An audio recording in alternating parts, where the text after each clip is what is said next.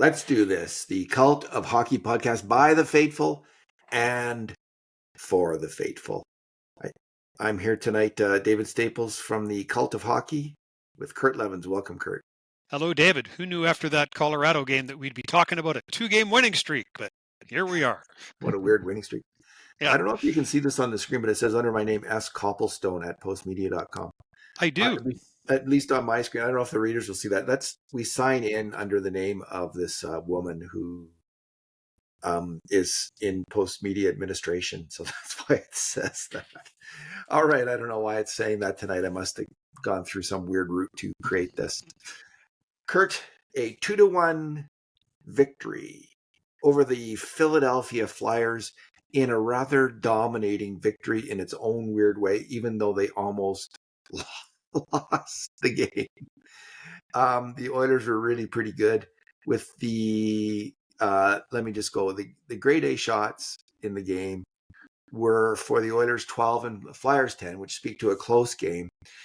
But more importantly, were the 5 alarm shots were 5-2 for the Oilers. And it could have easily been a 5-2 game, actually.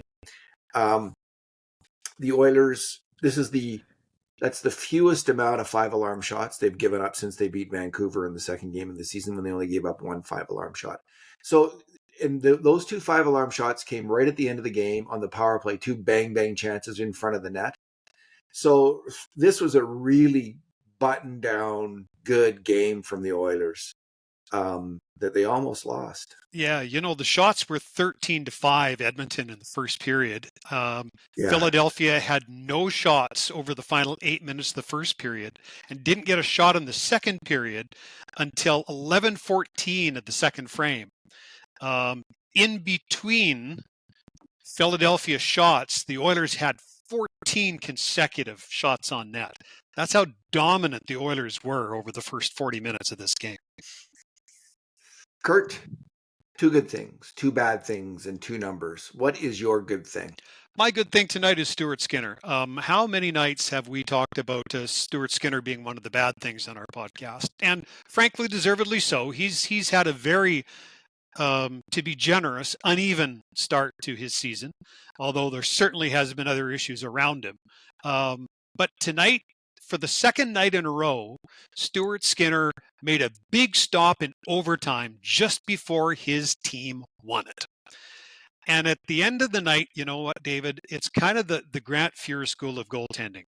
I don't really care how many goals you let in or how many pucks you stop, so long as you make a save at a critical time in the game that allows your club to win. That's what winning goaltenders do. And on consecutive games now, in consecutive overtime periods, Stuart Skinner has done just that. He wasn't spectacular tonight because he didn't have to be. The Oilers played one of their best defensive games of the year. But he was good when called upon. I didn't really fault him on the 1-1 goal. And the phantom 2-1 goal was quite properly called back on the offside. So in my mind, it's a non-play anyway. Even if it had counted, it was through a triple screen. Skinner wouldn't have seen it anyway. But the bottom line was he came up big at the biggest moment in the game. And again, what more do you want from your goaltender than that? A puncher's chance at winning. He, when he lost, I'm not sure when he gave this interview, but there was an interview where he said, save percentage and that doesn't matter that much. It's just about winning. And at that time, the Oilers didn't have a lot of wins. So it was a little, not maybe the most apt comment because, you say that if you're winning games, but he wasn't winning them, but he's won 2 in a row here, right? So, the goal that came in, I thought Bouchard screened the hell out of him. I don't think he saw that shot at all. It went from into the far side of the net. I think he was playing it correctly in every way. It just found its way through. This will happen now and then on great power play shots. I mean, Ekholm was in front of him. There's a Flyer in front of him. There was Bouchard definitely, screening him, and the puck went right across Bouchard's body on the screen. It was a very tough goal against. And the winning goal, that was called back, the Flyers 2-1 goal. As you say, quite rightly, according to the NHL rules at least. It was a hell of a tip play. The Oilers were running around in their own zone as they're wont to do. They hadn't been doing it much that night, but they were doing it on that play a bit. And it was tipped in the high slot, and it was just a very difficult shot. It was funny, as I was watching the game, Kurt, I can remember in the past feeling watching Skinner that he's going to save everything that he can see that's coming right at him. Like if there's a seam pass, you might get him. But I had that feeling. It was weird because I started to get that feeling again tonight. Like he's going to stop. It was weird to feel it because I haven't been feeling it that much this year. But he seemed really on his game, where he was going to make all the saves. He was moving well in his net like he was earlier this year. And maybe he and a few of the other players hit rock bottom and have bounced back. Yeah, save percentage and goals against average, they're leading measures as to whether or not a goaltender is successful or not. But at the end of the night, it's win or don't, right? And he's been a winner on consecutive nights. I'll take that. Thanks. It's probably unfair, but I do personally, when I'm rating goalies, I put a ton of weight on save percentage. If you see a high save percentage, it's almost always a goalie who's playing well or perceived to be playing well. Maybe he's just on a really good defensive team, but and a low percentage save percentage is the other direction, like Calvin Pickard this year and Connor Ingram, let's say in Bakersfield, they have super low save percentages. So you just think those guys are struggling. Speaking of guys who were a little bit on the ropes, I know that there's a lot of excitement about Matthew Savoie in Edmonton this year. A lot of people rooting for him. A lot of people really upset with the coaches for not playing him more, not playing him on a top line. But, Kurt, I don't think Savoie, he just hasn't been really good. He hasn't found a way to break through putting up points. Before tonight's game, he had 2 points in 17 games. He was in on one. He made a contribution on average to 1.1 grade A shot per game. You cannot play in the top 9 in the NHL if you're only making one play a game that leads to a grade A shot on average. You've got to make about 2, actually. You've got a 2, 2.5, 3. Jack Roslovic is above 3 per game. That's a player who's come in and grabbed the job on the top 2 lines, Jack Roslovic. 1.1 major contributions to grade A shots per game will not cut it. And well, people will say they're playing him with the wrong people, blah, blah, blah. Like, there's something to that, but you got to earn the job. You got to go out there and make plays. You've got to put up points. And tonight he finally did it. Tonight, Matt Savoie was in on 4 grade A shots, not 1.1. He was in on 4, and he got 2 assists. He equaled his production for the entire year. And some people will say, well, they finally played him with McDavid, and he finally got some ice time.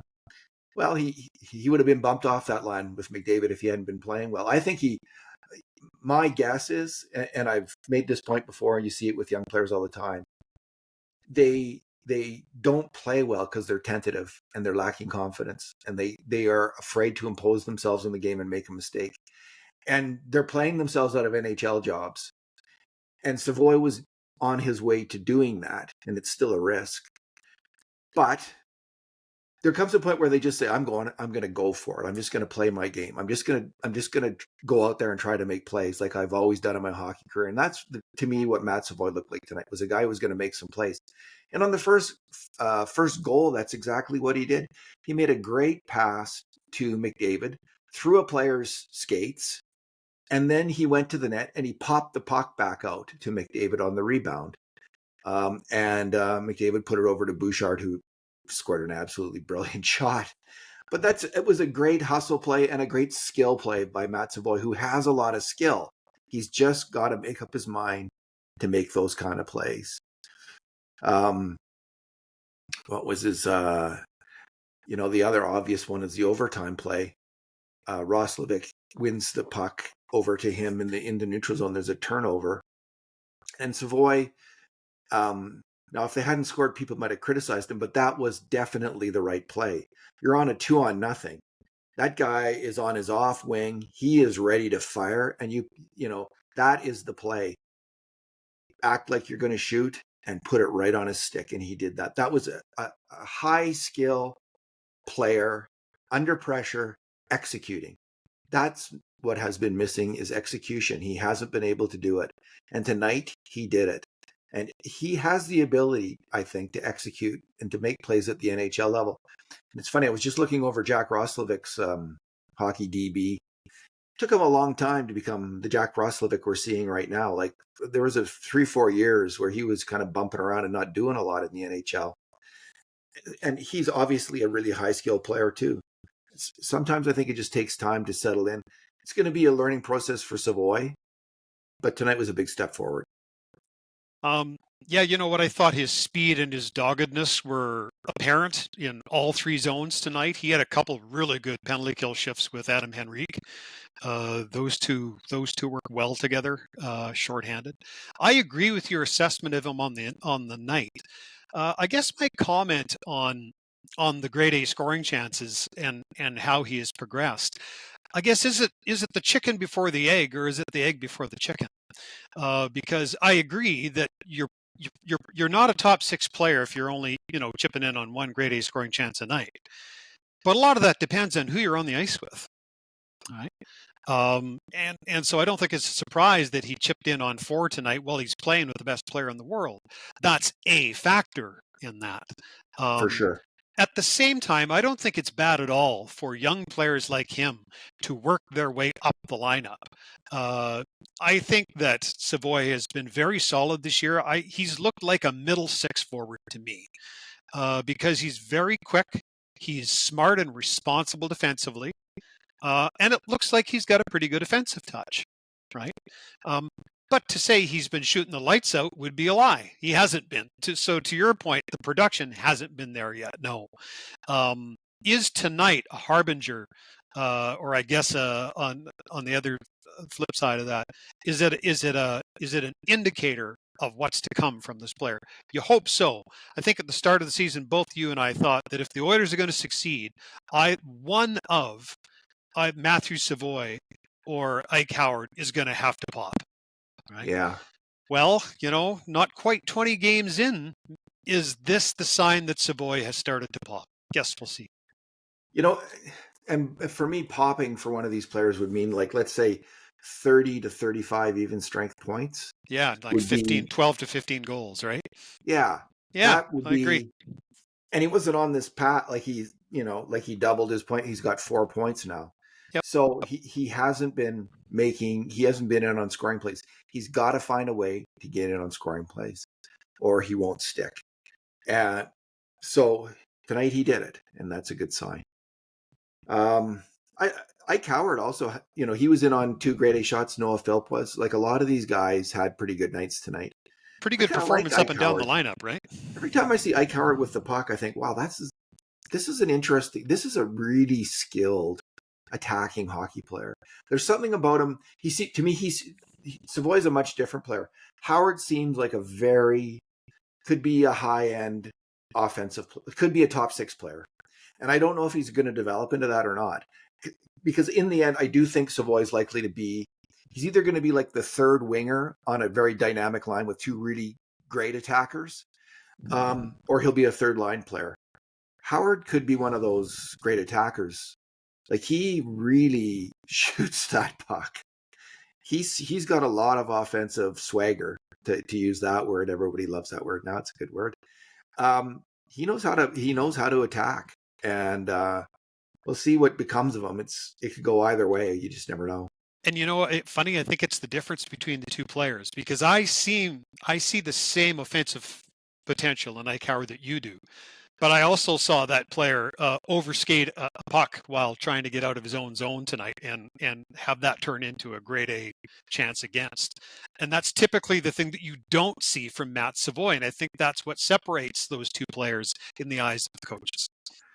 Yeah, Howard in the third period was also late getting back. He was like the F1 coming back to his own zone. And allowed a 3-on-2 that didn't amount to anything because Philadelphia's they're not the most high skill team, and they tend to screw up their chances. That's how they look tonight, at least. Maybe the Oilers are playing well. So Howard does maybe have some lapses. Okay, let's move on to bad things. Kurt, what is your bad thing? I'll admit I had a bit of a hard time picking a bad thing tonight because this was one of the 2 or 3 best complete games the Oilers have played so far this season. Agreed. So I'm really not in a pissy mood. But I'll take it out a little bit on the Oilers' power play because you know what? They were thoroughly outplaying Philadelphia over two periods. But for the longest time, they just had it was scoreless until near the end of the first period, and for the longest time, it was just a 1-0 game, then a 1-1 game. The Oilers went 0 for 2 in the power play tonight. If they score just once on the power play, this game's over. And you don't need to sweat that second point. You don't need to go to overtime. The power play, except for one decent chance that Jack Roslovic had that I can recall, they just weren't that dangerous. And funny, the first power play, Connor McDavid wasn't even out there for the first half of the power play because he was having skate issues. So there's that. Now, in my next breath, I'll say, yeah, the Oilers' power play was 0 for 2 tonight. It was the, quote, bad thing. Well, they're still the first or second best power play in the league without Ryan Nugent-Hopkins and Zach Hyman. So I won't lose too much sleep over the power play. But tonight, it had the chance to separate these two teams and didn't. Yeah, I'm not in love with having Trent Frederic on the top. I just think Adam Henrique is so good around the net and such a smart hockey player. I'm with you on that, David. He should be the net front guy. And it hasn't. The power play hasn't been functioning very well the last couple of games. And I don't know who else. If you put Henrique out there, you still have to replace Nuge, I guess. I would put Wallman and Bouchard out together. Two guys that can hammer that puck. Yep. And put Bouch on the half wall where Nugent Hopkins is and Wallman up top. Bouchard and Draisaitl as dual threats for one-timers on either off wing would be kind of interesting to see how that works. Bit of a shooting gallery. Henrique in front. Yeah. That could be a promising power play. Roslovic has been great, of course. And think of the history of goals that Adam Henrique has scored in Edmonton. How many of them have been from 5 feet in or less, right? So it's... I just don't get it, why they didn't go to Henrique. Like, it just seemed like such an obvious thing to me. They keep trying to boost Frederic, and, he has been trending up. And aside from one play that I'll get to in a second, he was okay tonight. But he's not a power player, I don't believe. So he just doesn't... I agree. I think he's slightly miscast in that role.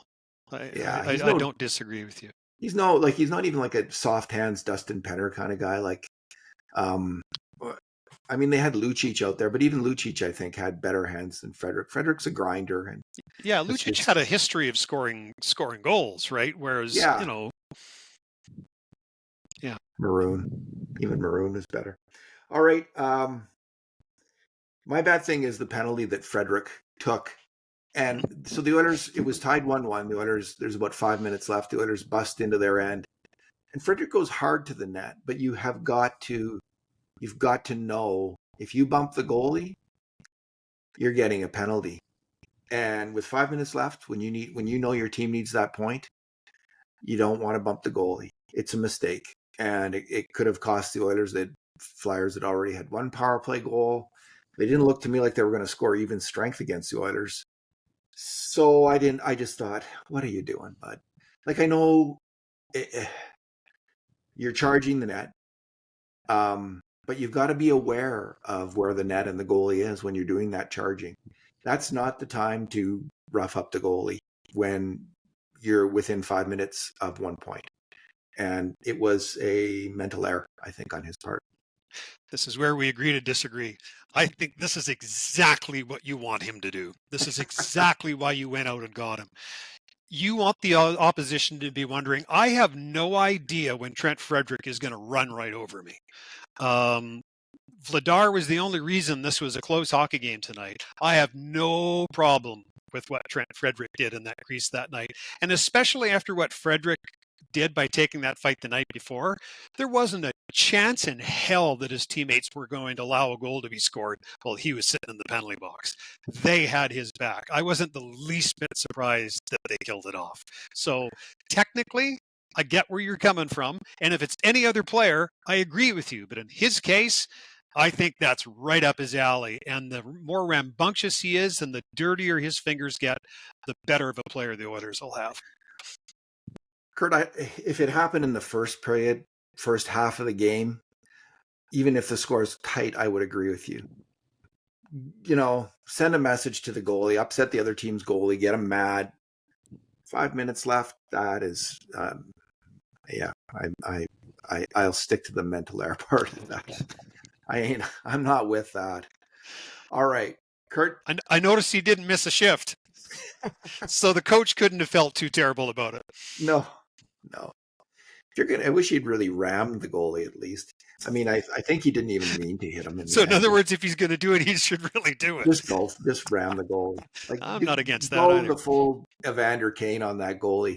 I know I'll upset the goalies union, but I always thought he's the best equipped guy on the ice. Quit being such a wimp. Take your hit like a man. Well, remember what wiped out Calvin Pickard in last year's playoffs was someone ramming the goalie. Who was it? Oh, it was Big Hurtle, wasn't it? Yeah. Was it Hurtle who fell backwards on him? Yeah. It might have been against Hurtle Vegas. backward on him, yeah. Yeah. And then Stuart Skinner came in and outplayed Jake Ottinger against Dallas. So some good memories there from Stuart. Kurt, your number. My number is 7-11. It was really critical that the Oilers came out of this game with a point or two tonight because they are on their toughest road trip of the season. They're going to play 7 games in 11 nights on the road out east. And included in them are the defending Stanley Cup champions. I don't hear or see too many people being the Oilers, picking the Oilers to be 500 or better on this trip. And really, honestly, given how the Oilers have played so far this season, who could blame them for that kind of prediction? But I actually think these next 7 games will probably set up the Oilers for the rest of the year. If they can go 500 or better on this trip, I think they'll be fine. I think it'll be a major reset for them. It ain't going to be easy because, I mean, right after this game, they've got to go play, back-to-back nights. They're back at it again tomorrow night. And you really can't, the numbers say you really can't run out your starting goaltender again. So Calvin Pickard's in net, who I've got a lot of time for, but he hasn't been great this year.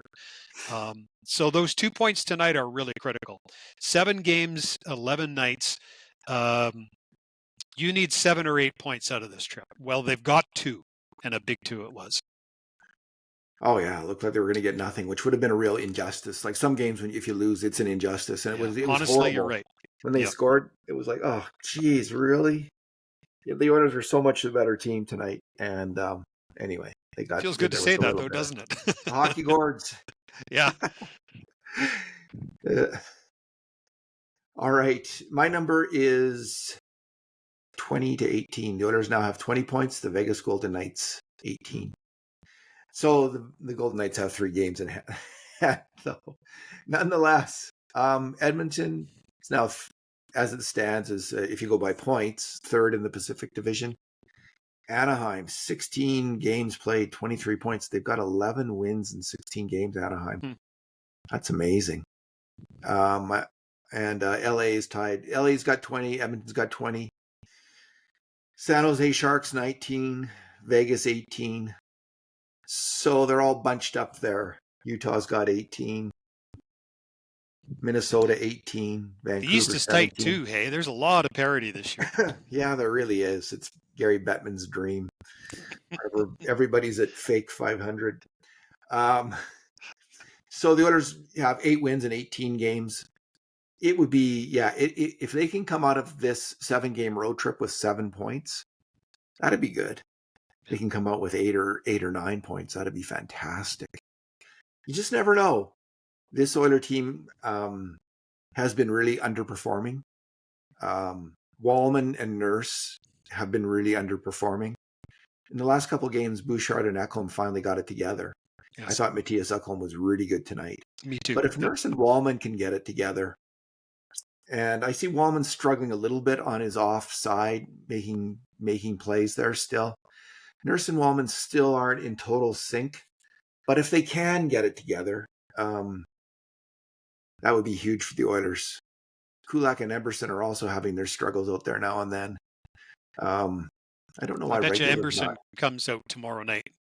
Yeah, I don't know why Regula. I mean, yeah, I I thought think he was just pulled out for performance, which I don't agree with, but well, I'm not the especially coach. after Emerson's game against Yeah, Columbus, the last game where they were in the second period, where they were just.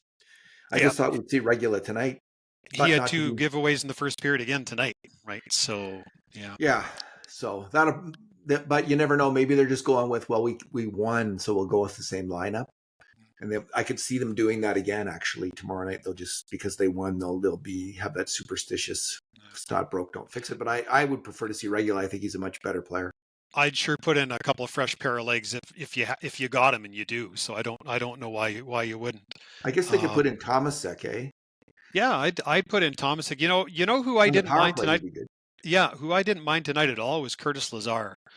Yeah, I He's agree.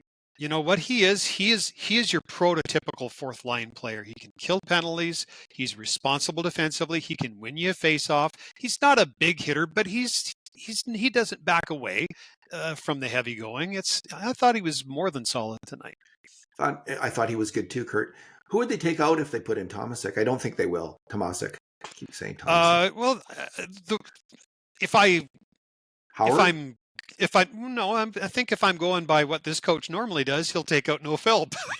Let's Yeah, see he if I'm will. right, right? And Well, I would take out Emberson for Regula. So Philp's killing penalties now.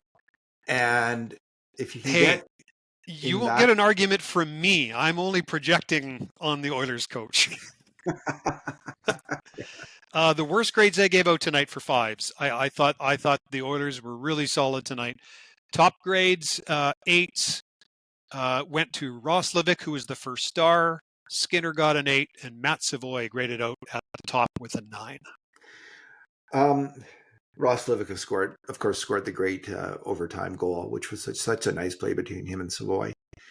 Man, that Roslovic is confident with the puck and good Yep. with the puck. And I actually heard a better comparison because a couple of weeks ago when he first kind of popped, I was saying he reminds me a bit of Glenn Anderson, which I acknowledged at the time was an overstatement, but stylistically. But Bob Stauffer compared him to Joe Murphy, and I think that's actually a really good comparison.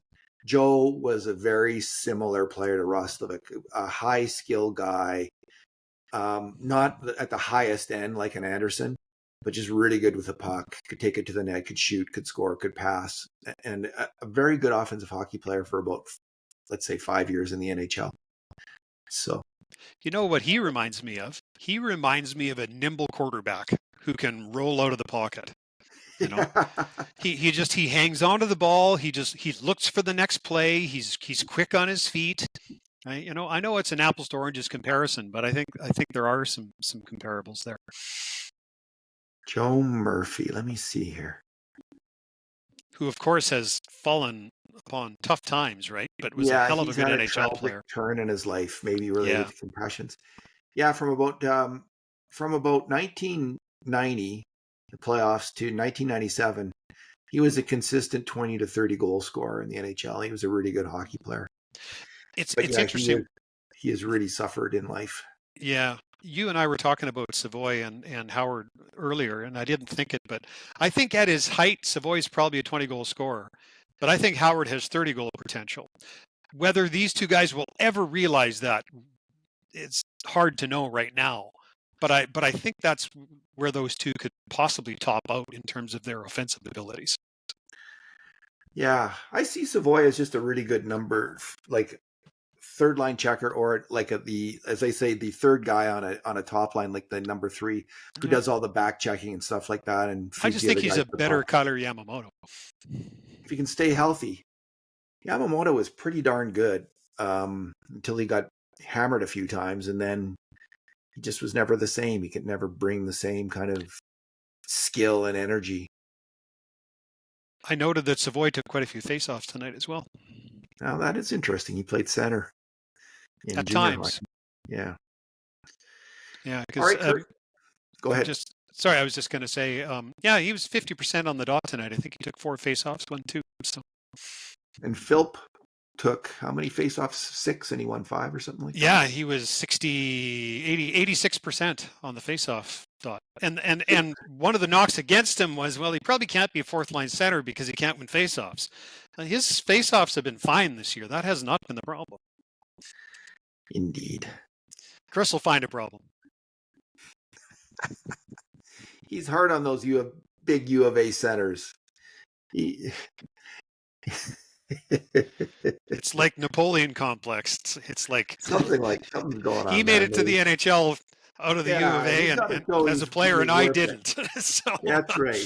I'm sure that's not it. I'm just kidding, but seems like more than. Phil's hanging in there though. Like he's hanging in there as a fourth line center. I like. Yeah, well, he's fine in that role. He's not the guy I'd send out Saturday when Zach Hyman is back. So.